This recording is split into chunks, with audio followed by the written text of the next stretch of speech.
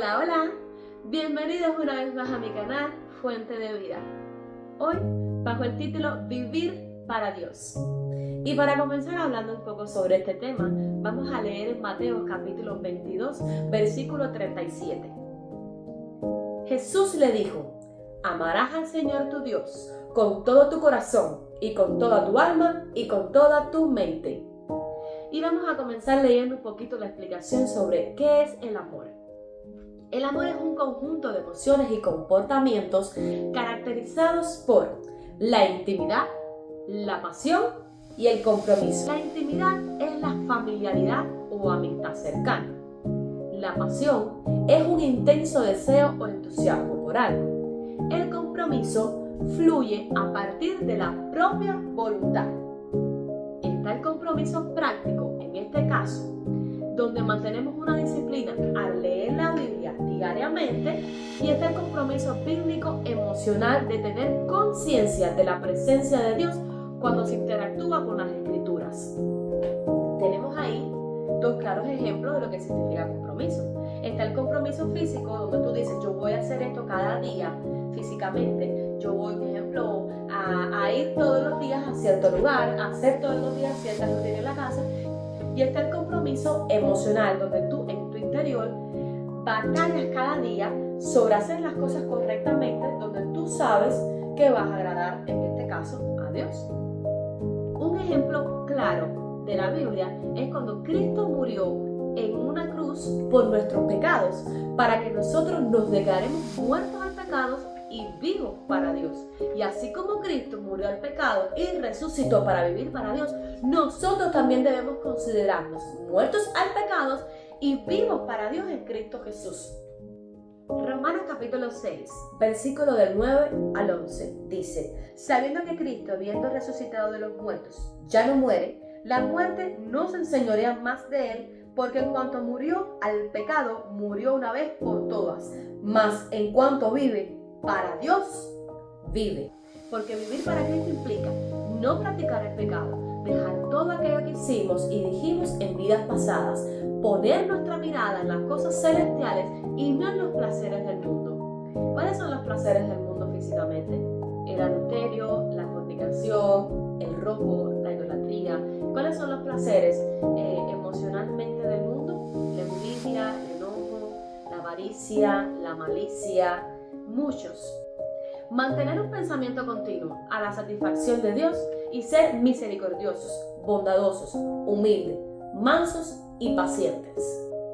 En 2 Corintios 5:17 dice: de modo que si alguno está en Cristo, nueva criatura es. Las cosas viejas pasaron, y aquí todas son hechas nuevas.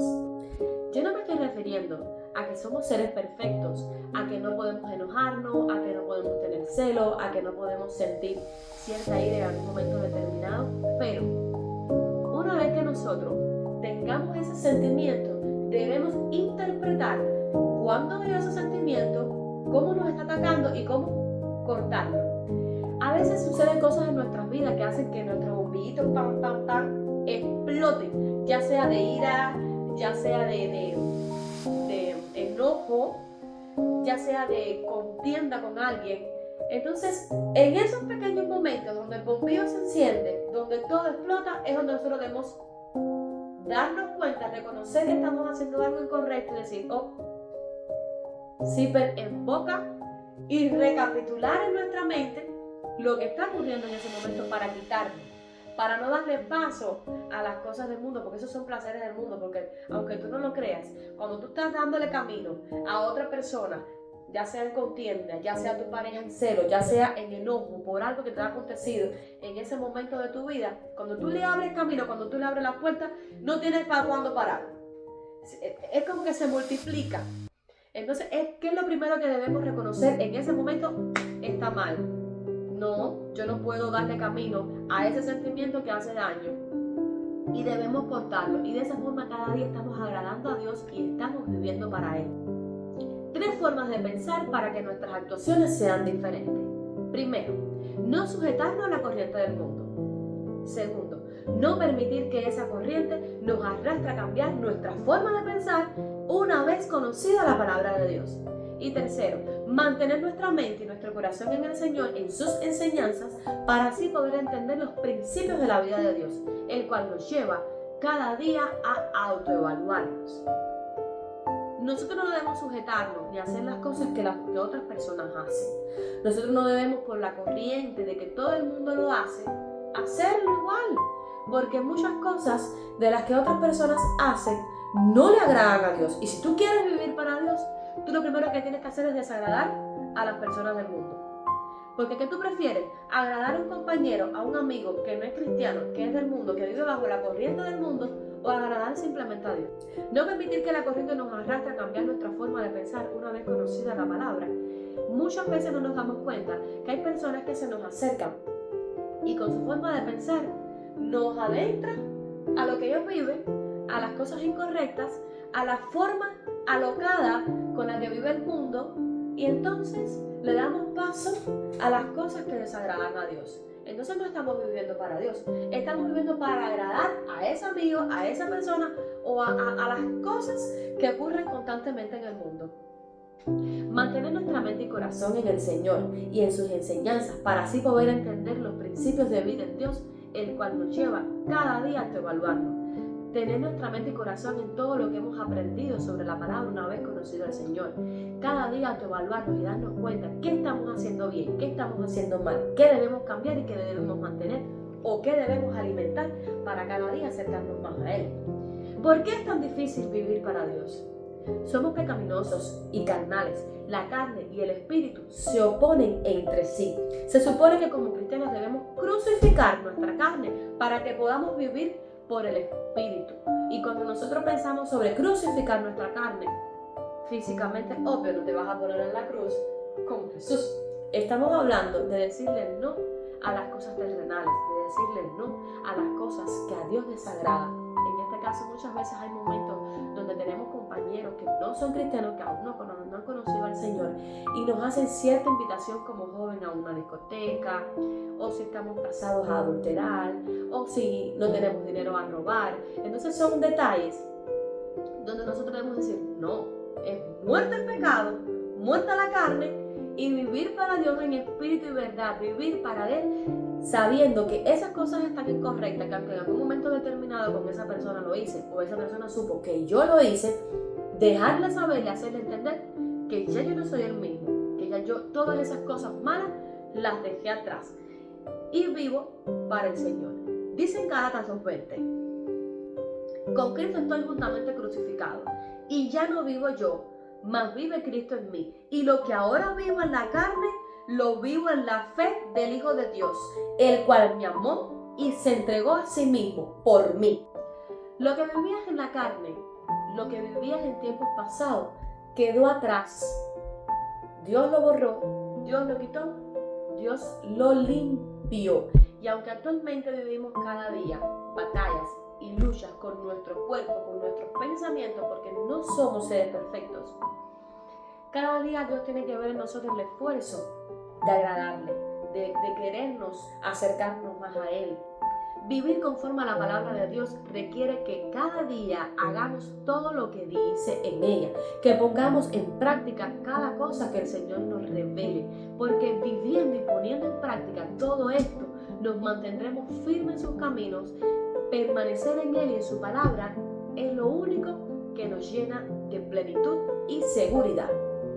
Entonces vamos a leer unos pequeños pasos para vivir conforme a la dirección de Dios. Debemos meditar en la palabra de Dios, ser sensible al liderazgo del Espíritu Santo, esperar el tiempo de Dios, caminar aunque a veces la senda no se vea con claridad, esforzarnos y ser valientes, estar dispuestos a enfrentar conflictos. Meditar en la palabra de Dios cada día, aunque sea unos pocos minutos, ya sea escuchando la dosis diaria, ya sea leyendo un versículo, un poema, escuchando una canción que te haga meditar en lo que Él te ha revelado, en lo que tú has aprendido y has escuchado a medida de tu transcurso de tu vida cristiana.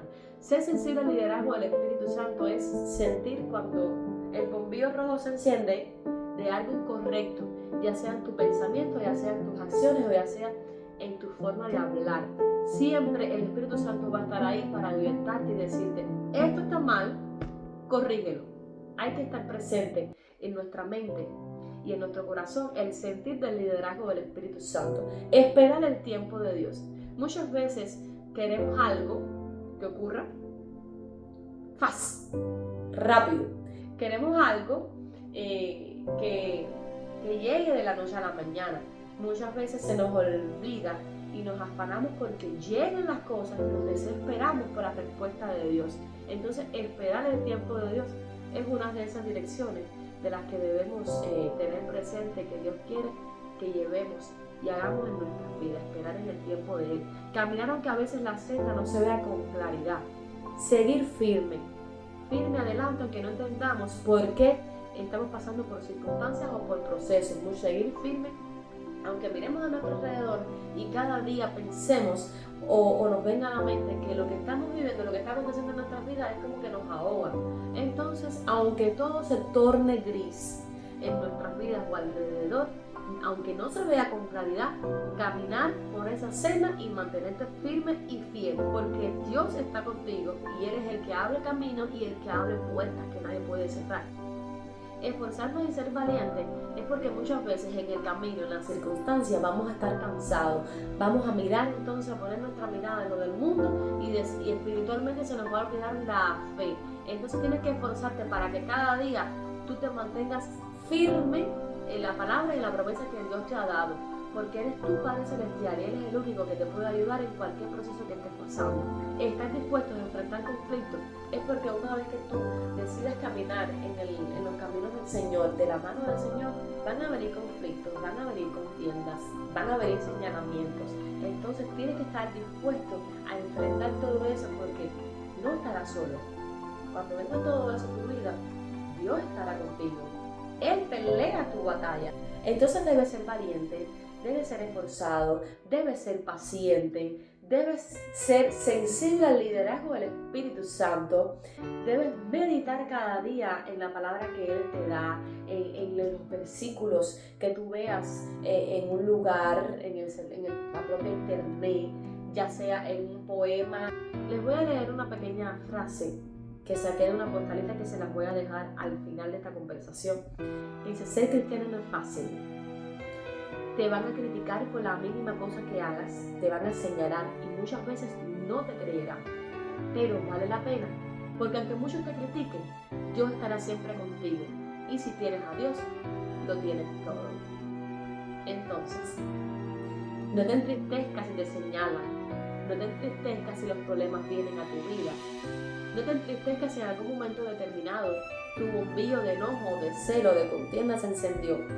Simplemente sé sensible al liderazgo del Espíritu Santo, dale para atrás a lo incorrecto y vive para Dios, esforzándote cada día a agradarle en sus mandamientos y en su palabra. Y espero que te haya gustado la pequeña conversación que hemos tenido hoy con respecto a vivir y agradarle a Dios. Los espero en un próximo tiempo especial para juntos llenarnos una vez más de la fuente de agua viva que es Cristo Jesús.